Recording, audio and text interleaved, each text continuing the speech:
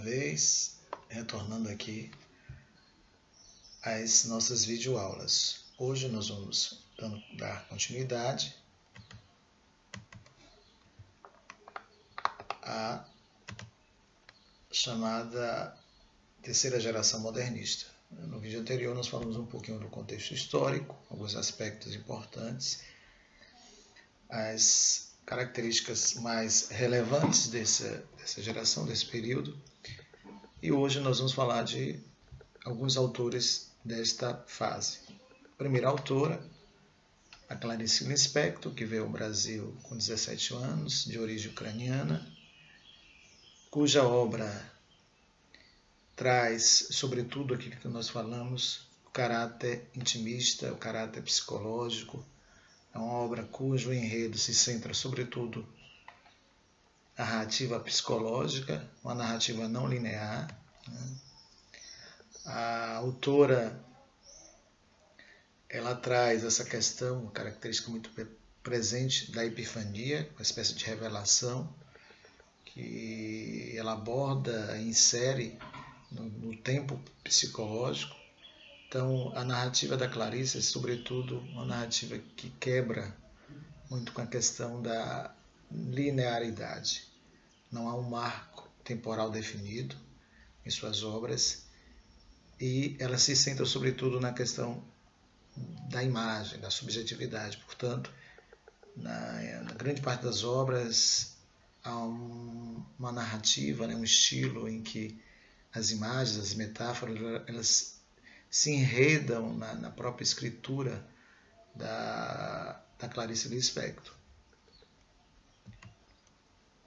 As suas principais obras, Aperta o Coração Selvagem, o primeiro livro, quando ela tinha 17 anos, que surpreendeu a crítica pela maturidade, com que uma jovem de 17 anos produziu uma narrativa extremamente singular. E o último livro, A Hora da Estrela, cuja temática se centra justamente no aspecto dramático e social, na figura da Macabea, o personagem principal, a nordestina, e que se depara com inúmeros problemas decorrentes, inclusive, da sua condição socioeconômica e educacional. Então, é um livro que vale a pena ser lido, tem uma temática social relevante, A Hora da Estrela, um drama, e ao mesmo tempo a obra se revela como uma dimensão social, sobretudo ao trazer o nordestino, a figura da nordestina, a mulher não escolarizada ou semi-escolarizada, e seus diversos infortúnios pelas quais ela atravessa. Então, vale a pena a dica de leitura. Um outro autor extremamente importante, Guimarães Rosa, pelo seu estilo, pela sua pesquisa linguística, é um autor que traz um regionalismo universal, ao mesmo tempo ele traz aspectos da região, da questão do cangaço, toda essa problemática do cangaço em suas obras, sobretudo em Grande Sertão Veredas, mas as suas obras ele discute algumas questões que são universais, a questão do tempo, a questão do bem e do mal, as reflexões em torno da religiosidade. Então, tudo isso compõe um cenário da obra de Guimarães Rosa. Além disso, ele se destaca também pelo papel linguístico. Alguns afirmam que o Guimarães Rosa foi um grande linguista, porque ele traz no centro, no bojo das suas obras, das suas narrativas, um trabalho com a linguagem, ou seja, a inserção de elementos novos, a criação de palavras novas, o que nós tecnicamente chamamos de neologismos, a fusão de elementos da cultura popular com a cultura erudita. Então, todo esse trabalho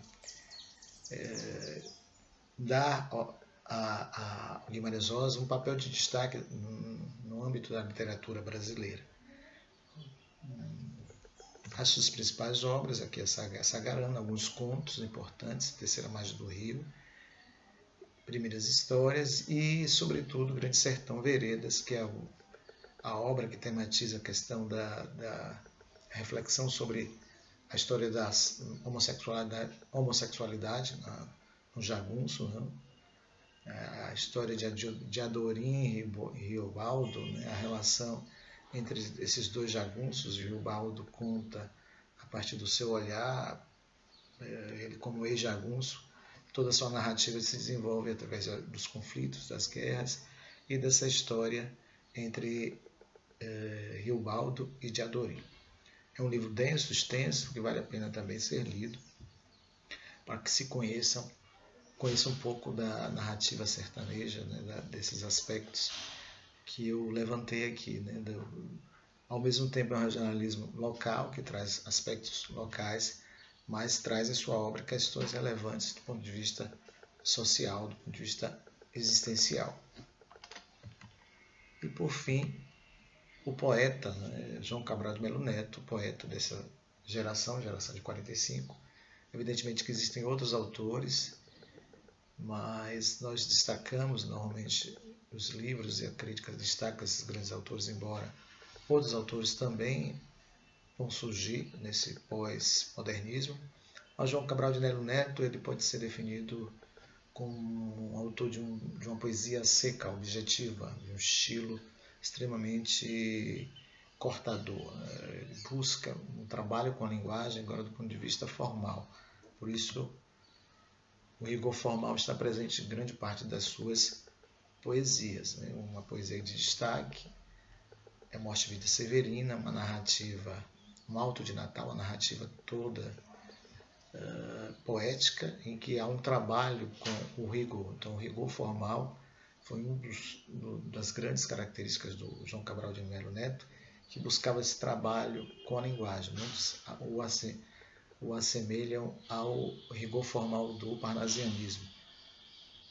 Esse trabalho com a forma, esse trabalho com a linguagem, ainda que distantes no tempo e distantes na concepção também nos aspectos sociais. A política de João Cabral de Melo Neto, ele traz toda uma narrativa social da seca, do nordestino, do retirante, e traz toda uma discussão, reflexão em torno de uma temática também social. Por isso que não se pode afirmar que o poeta ele siga fielmente a escola parnasiana. Aqui as obras, Pedra do Sono, Educação pela Pedra, entre outras. Então, a gente pode dizer, a própria noção de discurso, de texto aparece, né, com alguns poemas, Educação pela Pedra, a questão de rio sem discurso, a questão da própria, o ato de escrever, um poema metalinguístico, em que o João Cabral de Melo Neto diz que o ato de escrever compara ao trabalho com você, né, de secar, limpar o feijão, né, colocar os feijões que não prestam são jogados fora. Então, é um processo de criação poética extremamente de um trabalho com a forma, de trabalho com a linguagem. Bem, eu espero que eu tenha sido claro. Foi uma aula, videoaula extremamente sintética. Evidentemente, se vocês quiserem outros destaques, vocês podem ler, sobretudo ler as obras, acessar a poesia de João Cabral de Melo Neto, ler os grandes romances e contos de Clarice Lispector. Sugiro a vocês Felicidade Clandestina, extremamente muito bom esse romance, esse conto, que vale a pena ser lido, um conto curto e de fácil leitura, e que vale a pena vocês lerem. O Guimarães Rosa, Terceira Margem do Rio, também um conto extremamente importante, de cunho reflexivo, existencialista. Vale a pena também conhecer esse conto, A Terceira Margem do Rio. Bem, minha gente, nós vamos ficando por aqui. Eu aguardo vocês na próxima videoaula. Um grande abraço, fique com